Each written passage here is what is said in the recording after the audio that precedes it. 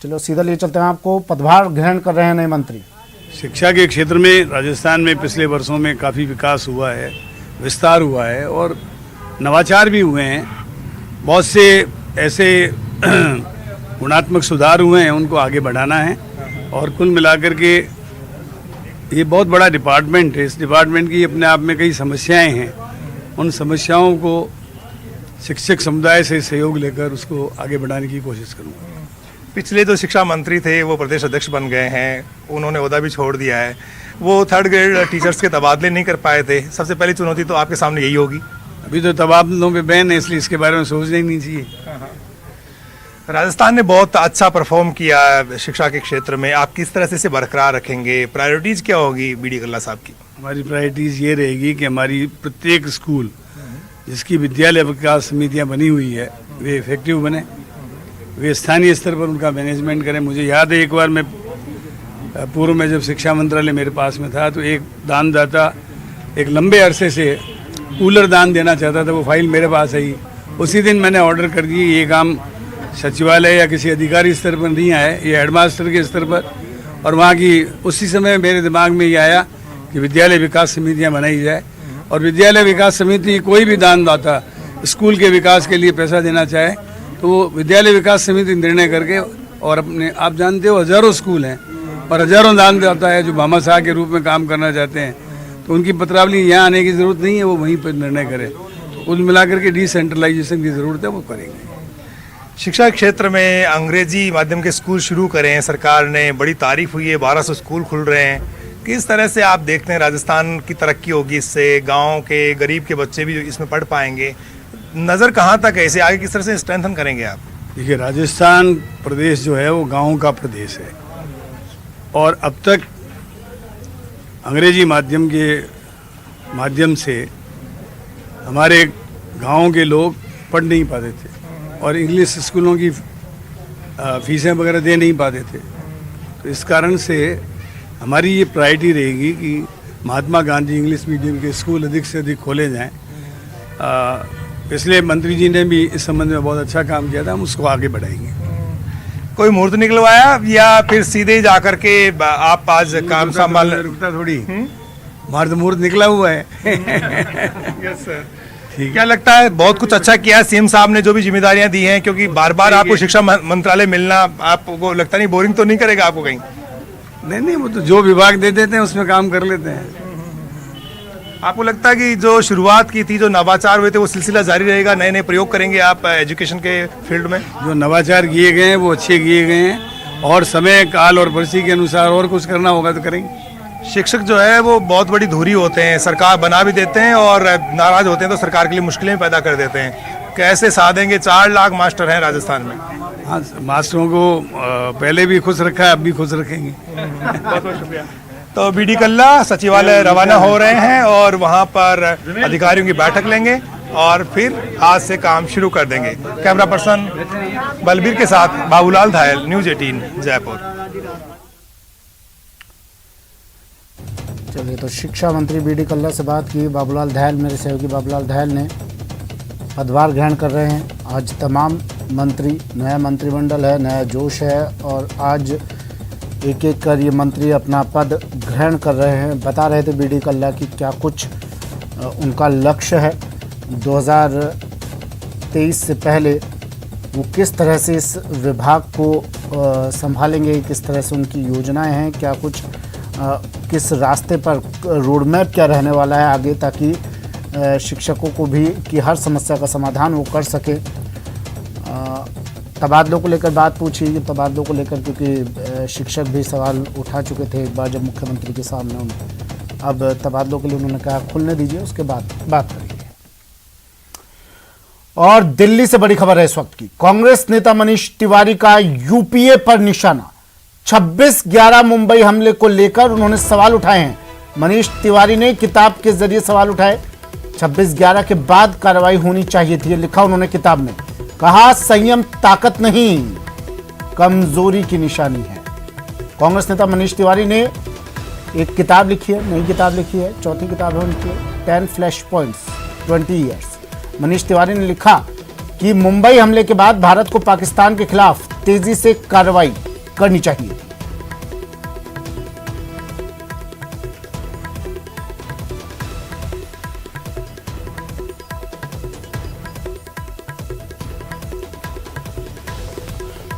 कांग्रेस नेता मनीष तिवारी ने अपनी किताब के जरिए अपनी ही सरकार मतलब यूपीए पर निशाना साधा, अपनी ही पार्टी पर निशाना साधा, माफ कीजिएगा, अपनी पार्टी पर उन्होंने निशाना साधा, यूपीए पर।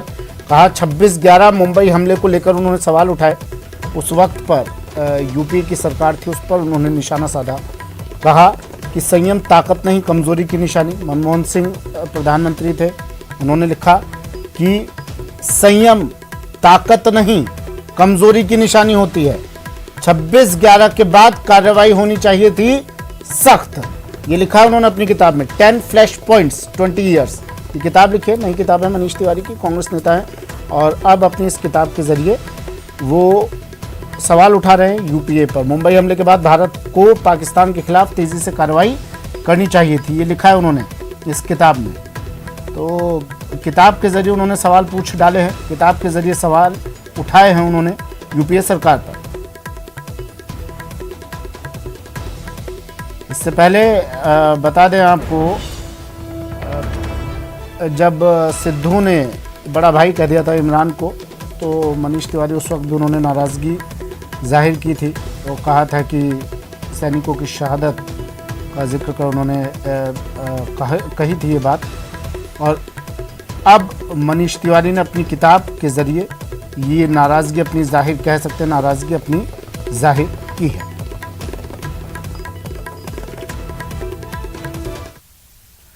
बात लोकसभा अध्यक्ष ओम बिरला के उत्तर प्रदेश दौरे की। दरअसल महात्मा बुद्ध की शिक्षाओं का स्मरण करने और उनके जीवन से प्रेरणा लेकर समाज में शांति, सद्भाव और प्रेम को प्रोत्साहित करने के लिए कपिलवस्तु महोत्सव का आयोजन किया जाता है। इस वर्ष के कपिलवस्तु महोत्सव का आयोजन 19 से 24 नवंबर तक किया जा रहा है। कपिलवस्तु महोत्सव के दौरान आयोजित कार्यक्रम को लोकसभा अध्यक्ष ओम बिरला संबोधित करेंगे। इसके अतिरिक्त वे सिद्धार्थनगर में आयोजित खेल महाकुंभ में भी सम्मिलित होंगे। खेल महाकुंभ का आयोजन स्थानीय सांसद जगदम्बिका पाल की ओर से आज़ादी का अमृत महोत्सव के तहत खेलों को प्रोत्साहित करने और स्थानीय खेल प्रतिभाओं को सामने लाने के उद्देश्य से किया जा रहा है।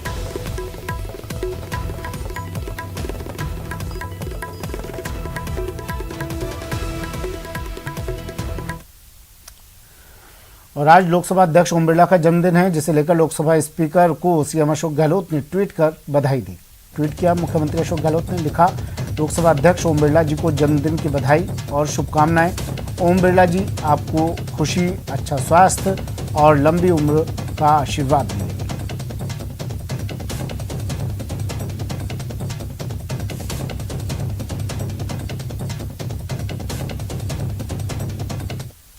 चलिए सीधा ले चलते हैं, राष्ट्रपति भवन में सम्मान समारोह आयोजित किया गया। देश के वीरों का आज सम्मान किया जा रहा है, सीधा ले चलते हैं।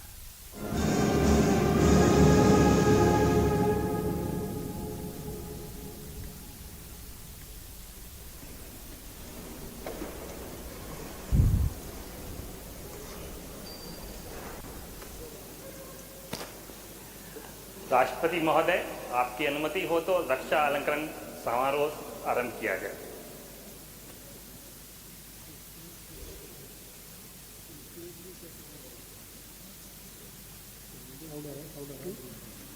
शत्रु का मुकाबला करते हुए असाधारण वीरता के लिए Mahavir Chakra colonel Bikkumalla Santosh Babu 16th battalion the Bihar regiment मरणोपरांत।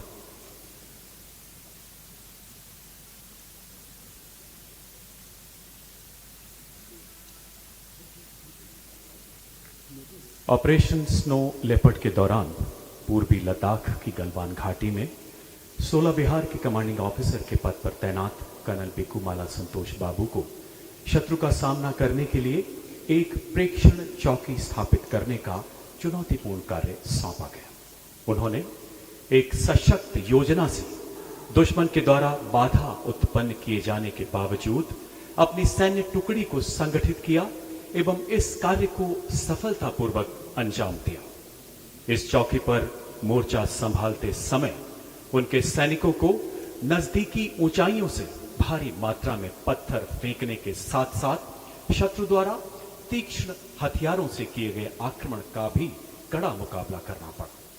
भारी संख्या में उपस्थित शत्रु सैनिकों की हिंसक और आक्रामक कार्यवाही का मुंह तोड़ जवाब देते हुए इस शूरवीर अधिकारी ने भारतीय सैन्य टुकड़ियों को वापस भेजने के शत्रु के निरंतर प्रयासों को विफल कर दिया। शत्रु के साथ हुई भीषण मुठभेड़ में गंभीर रूप से घायल होने के बावजूद युद्ध जैसी चुनौतीपूर्ण परिस्थितियों में कर्नल संतोष बाबू ने अद्वितीय साहस एवं अद्भुत संयम के साथ अपनी बटालियन का उत्कृष्ट नेतृत्व किया। स्वयं से पहले राष्ट्र एवं सच्ची सेवा भावना के साथ आखिरी सांस तक मोर्चे पर डटे रहकर अपने सैनिकों में अद्भुत प्रेरणा एवं प्रोत्साहन का संचार करते हुए अंततः उन्होंने राष्ट्र सेवा में अपने प्राण न्यौछावर कर दिए। कर्नल बिकुमाला संतोष बाबू ने शत्रु का मुकाबला करते हुए असाधारण वीरता, अनुकरणीय नेतृत्व क्षमता एवं अद्वितीय कर्तव्य परायणता का परिचय दिया एवं भारतीय सेनाओं की उच्चतम परंपराओं के अनुरूप अपना सर्वोच्च बलिदान दिया। स्वर्गीय कर्नल बिकुमाला संतोष बाबू की पत्नी श्रीमती बिकुमाला संतोषी एवं माता श्रीमती बिकुमाला मंजुला।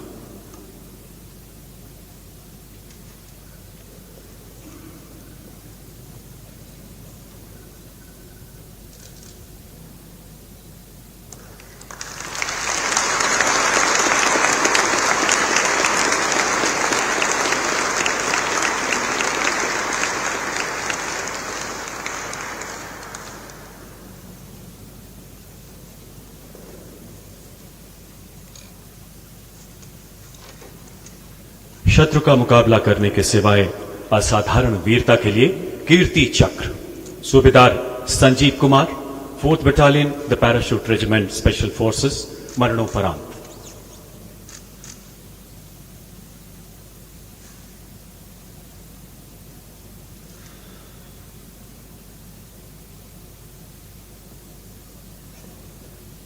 चार अप्रैल 2020 को सूबेदार संजीव कुमार एक विशेष बल टुकड़ी के कमांडर के रूप में अपनी सेवाएं दे रहे थे। उनकी टुकड़ी को पाकिस्तान प्रायोजित घुसपैठियों का खात्मा करने, घुसपैठ ट्रैक को बंद करने के लिए विशेष ऑपरेशन के अंतर्गत हेलीकॉप्टर से कश्मीर की मुश्किल बर्फीली पहाड़ियों में उतारा गया। घुसपैठ कर चुके आतंकवादियों के पैरों के निशान का पीछा करते हुए 5 घंटे से भी अधिक समय तक कमर से गहरी बर्फ से जूझते हुए सूबेदार संजीव कुमार अपनी टुकड़ी के साथ आतंकवादियों के संभावित स्थान के नजदीक पहुंचे। इसी बीच उनके 2 साथी बर्फ पर फिसलने के कारण एक नाले में जा गिरे एवं आतंकवादियों की भारी गोलीबारी से घायल हो गए। सूबेदार संजीव कुमार अपने साथी के साथ उन्हें बचाने के लिए तुरंत नाले में कूद गए। अपनी जान की परवाह न करते हुए आतंकवादियों की भीषण गोलीबारी के बीच अपने एक साथी को सुरक्षित बाहर निकालने में कामयाब रहे। जो ही दूसरे सैनिक को निकालने के लिए वो दोबारा मुड़े, एक छिपे हुए आतंकवादी ने उनके बाकी साथियों पर भीषण गोलीबारी शुरू कर दी। अपने साथियों पर आए खतरे को भांपते हुए सूबेदार संजीव कुमार उस छिपे हुए आतंकवादी की ओर बढ़े और बिल्कुल नजदीक से उसे मार गिराया। अद्भुत शौर्य का परिचय देते हुए वह पुनः अन्य आतंकवादियों की ओर बढ़े और बेहद नजदीकी लड़ाई में 2 और आतंकवादियों को घायल कर दिया। इस दौरान गोली लगने से वो गंभीर रूप से जख्मी हो गए एवं अंततः मातृभूमि की सेवा में अपने प्राण न्यौछावर कर दिए। उनके अतुलनीय नेतृत्व एवं पराक्रम की प्रेरणा से उनके दल ने 5 कट्टर आतंकवादियों को मौत के घाट उतार दिया। सूबेदार संजीव कुमार ने विषम परिस्थितियों में एक खूंखार आतंकवादी को मार गिराने, 2 आतंकवादियों को घायल करने एवं अपने घायल सैनिकों को बचाने में असाधारण वीरता, अदम्य साहस तथा अनुकरणीय निस्वार्थ सेवा भाव का प्रदर्शन किया। भारतीय सेनाओं की सर्वोच्च परंपराओं का निर्वहन करते हुए राष्ट्र रक्षा में अपना सर्वोच्च बलिदान दिया। सूबेदार संजीव कुमार की पत्नी श्रीमती सुजाता देवी।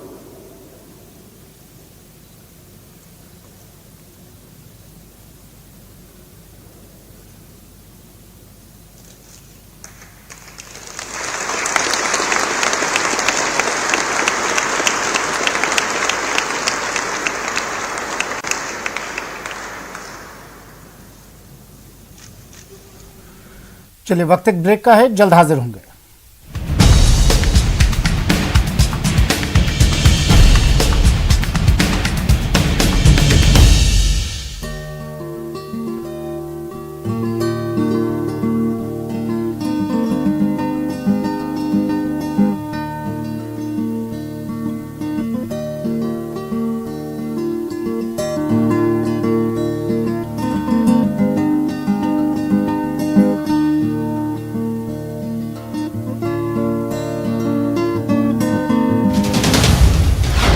मंत्रिमंडल पुनर्गठन, प्रक्रिया से परिणाम तक,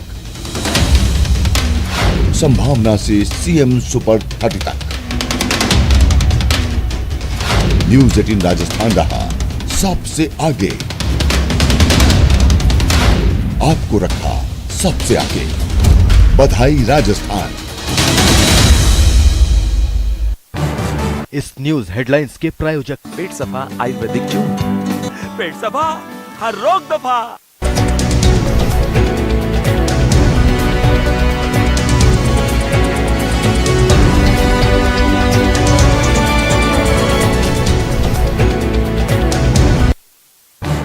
इस न्यूज हेडलाइंस के प्रायोजक पेट सफा आयुर्वेदिक चूर्ण, पेट सफा हर रोग दफा।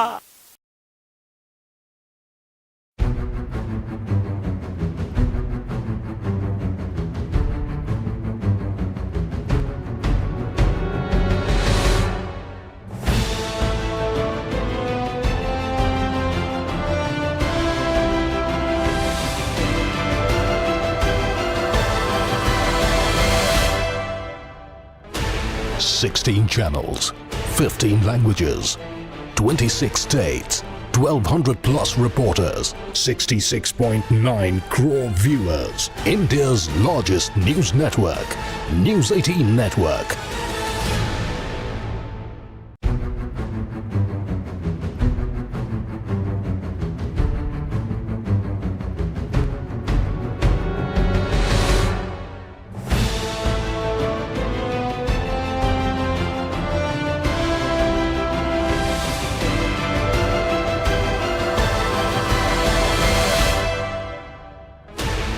Sixteen channels, 15 languages, 26 states, 1,200 plus reporters, 66.9 crore viewers. India's largest news network, News 18 Network.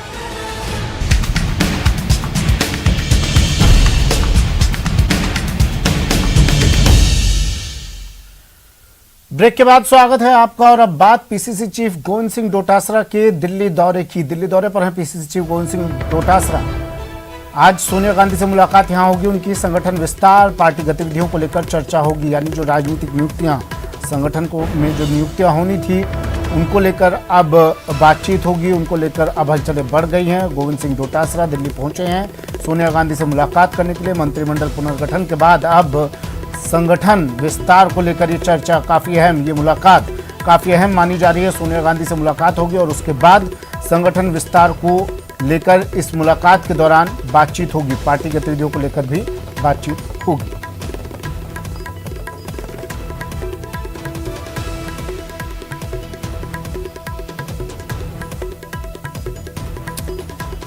PCC chief Govind Singh Dotasra Delhi दौरे पर हैं। सोनिया गांधी से मुलाकात करेंगे आज गोविंद सिंह डोटासरा। और देखिए, मंत्रिमंडल विस्तार के बाद से कयास लगाए जा रहे थे कि पहले मंत्रिमंडल विस्तार होगा और उसके बाद राजनीतिक नियुक्तियां होंगी। तो अब उन्हीं कयासों को और हवा दे रहा है ये दौरा, और जोर दे रहा है गोविंद सिंह डोटासरा का दिल्ली दौरा। दिल्ली दौरे पर पहुंचे गोविंद सिंह डोटासरा पीसीसी चीफ, और सोनिया गांधी से वहां मुलाकात करेंगे। मुलाकात के दौरान संगठन विस्तार को लेकर चर्चा की जाएगी। आज गोविंद सिंह डोटासरा करेंगे सोनिया गांधी से मुलाकात।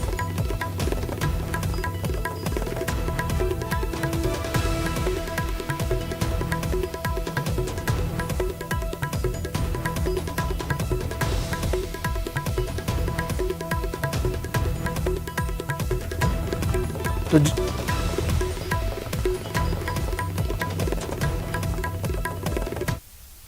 कोटा में आज बिजली सप्लाई बंद रहेगी। कोटा के 125 इलाकों में बंद रहेगी बिजली सप्लाई। 1 से 5 घंटे तक शटडाउन रहेगा।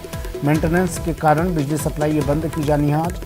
कोटा उत्तर निगम के 50 इलाकों में शटडाउन रहेगा। कोटा दक्षिण निगम के 80 इलाकों में ये शटडाउन रहने वाला है।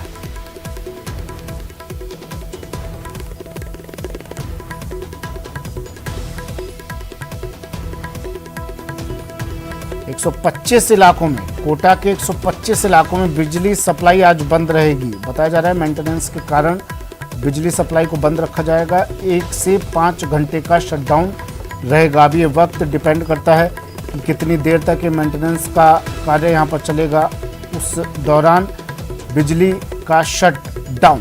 कोटा उत्तर निगम के 50 इलाकों में और कोटा दक्षिण निगम के 80 इलाकों में बिजली का शटडाउन। ओम प्रकाश मेरे सहयोगी कोटा से फोन लाइन पर जुड़ गए हैं। ओम प्रकाश, कितने बजे ये शटडाउन होगा बिजली का, कितनी देर तक लोगों को ये परेशानी झेलनी पड़ेगी?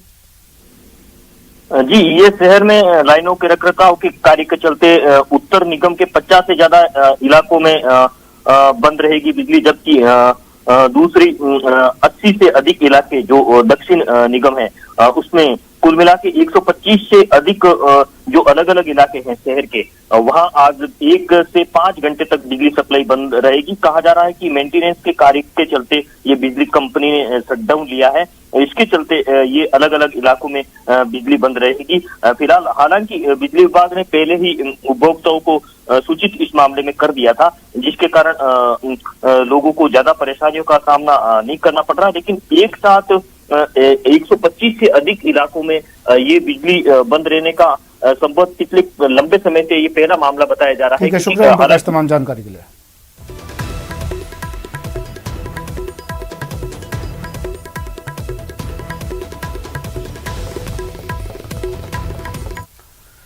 और सीकर से बड़ी खबर है, नीमका थाना इलाके में पैंथर घुसा है। बालेश्वर गांव में पैंथर दिखाई देने से हड़कंप, घायल हालत में पैंथर मिलाया। हालांकि सीकर से बड़ी खबर, नीमका थाना इलाके में पैंथर दिखाई दिया है। बालेश्वर गांव है जहां पर पैंथर दिखाई देने से हड़कंप मच गया है। बताया जा रहा है पैंथर घायल अवस्था में है। अब वन विभाग की टीम मौके पर पहुंचेगी और तब इस पैंथर को ट्रैंकुलाइज कर इसे पकड़ा जाएगा। फिलहाल ये बड़ी खबर है, सीकर से नीमका थाना इलाके में पैंथर दिखाई देने से हड़कंप। वन विभाग को सूचना दे दी है ग्रामीणों ने। और भरतपुर से बड़ी खबर, जयपुर मथुरा बाईपास पर हादसा हुआ है। टाइल से भरा ट्रक यहां पलट गया, गड्ढों से ट्रक का संतुलन बिगड़ गया, रोड पर टाइलें बिखर गई। इसके बाद हादसे में कोई हताहत नहीं हुआ। राहत की खबर है, हादसे में कोई हताहत नहीं हुआ है। बड़ी खबर, भरतपुर से जयपुर मथुरा बाईपास पर हादसा, टाइल से भरा ट्रक पलटा। कार आ रहा था उधर से, कार वाला कि मेरे आगे ब्रेक मार दिया उसने, उसको बचाने से मैंने ब्रेक मारा, रोड पेपर है ही है, ब्रेक मार। और अजमेर से बड़ी खबर, यात्रियों के जेवर चोरी हो गए। बैग में रखे थे 12 तोला सोने के जेवरात और शातिर चोरों ने वारदात को अंजाम दिया। बस में सफर करते वक्त जेवर उड़ाकर चोर यहां से फरार हो गए। चोरों की तलाश में अब पुलिस जुट गई है।